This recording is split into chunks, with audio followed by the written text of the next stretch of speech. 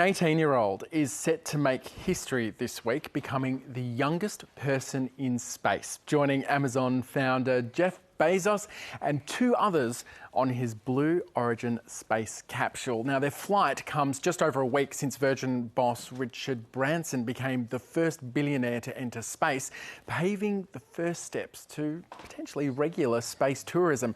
But how soon could it become something that the rest of us can enjoy? Technology futurist Ian is an author and filmmaker who spent more than 20 years studying emerging technologies and space travel, and he joins us now from Toronto in Canada. Good morning, Ian.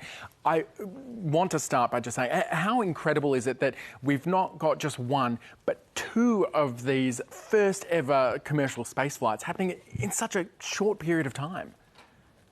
Good morning and thanks for having me. I think it's an incredible time for space travel, space exploration, and right from a few 10, 20, 30, 50 years plus, it's been a long time since the moon landing happened and all those big breakthroughs happened, and we've had a huge gap when nothing has happened. Now, with the privatization of space travel, potentially these initial attempts to go into space, create space tourism, although it's early days, but it's definitely exciting, and I think we're on the process of embarking on something very incredible.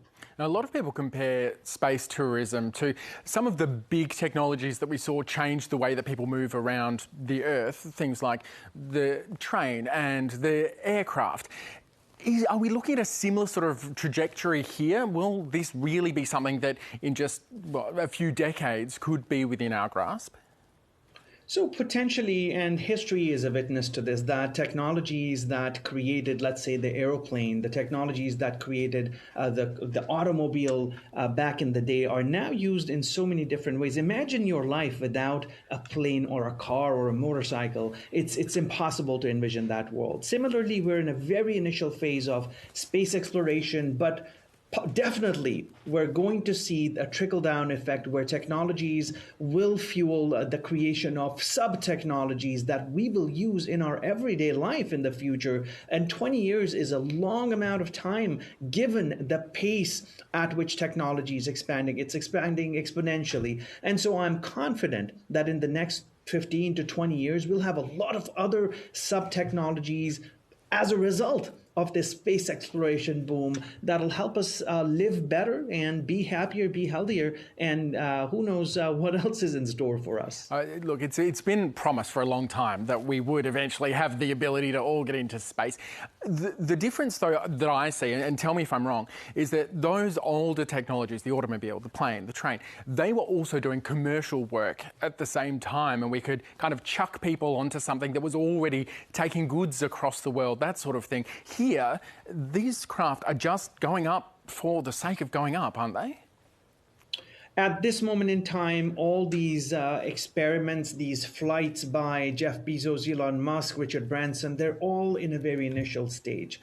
As a result of that, there's a lot of hype. There's a lot of, it's very expensive to go in space. It costs millions of dollars to buy a ticket on one of those planes. But who knows, maybe in the next 2 decades, the cost of flying into space will radically go down. And we really can't predict what will happen. But with the costs going down, it's a possibility that everyday people, you and I and everybody else can potentially go to the edge of space. And just like you go on a roller coaster or on a flight from Brisbane to Melbourne, you can go on a flight and view the planet from the top.